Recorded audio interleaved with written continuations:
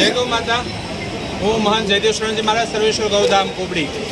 આજે ભાવનગર કલેક્ટર ઓફિસની અંદર ગૌ માતાને રાષ્ટ્રમાતા ઘોષિત કરવામાં આવે એના માટે પ્રાર્થના પત્ર અર્પણ કરવામાં આવ્યું। સમસ્ત ભારતની અંદર અત્યારે એક અભિયાન ચાલી રહ્યું છે કે આપણા ગૌ માતા રાષ્ટ્રમાતા ઘોષિત થાય અને આ દેશમાં ગૌ હત્યા અટકે, આ દેશ ગૌ હત્યાના કલંકથી મુક્ત થાય, માં ભારતીના આંચલ પર લાગેલું ગૌ હત્યાનું કલંક કાયમ માટે મટી જાય, એના માટે આજે સમસ્ત ભારતની અંદર આવેદન દેવામાં આવ્યું છે। ત્યારે મહારાજા કૃષ્ણકુમારસિંહજીની આ ધન્ય ધરા ગૌ બ્રાહ્મણ પ્રતિપાલ મહારાજાની ધન્ય ધરા ઉપર આજે ભાવનગરના આંગણે કલેક્ટર સાહેબને આવેદનપત્ર આપ્યું। અમારી લાગણી, માંગણી અને ભાવના છે કે ગૌ હત્યા અટકે, ગૌ માતા રાષ્ટ્રમાતા ઘોષિત થાય, ગૌ સેવા થાય, ગૌ સંરક્ષણ થાય અને ગૌને સન્માન મળે।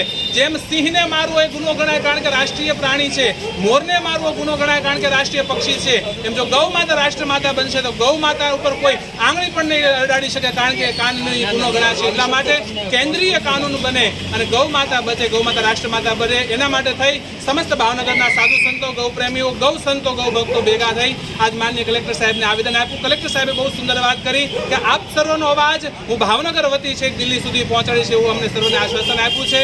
આ ભાવ સાથે ગૌ માતા રાષ્ટ્રમાતા બને એના માટે સર્વ ભેગા થયા। જય ગૌ માતા।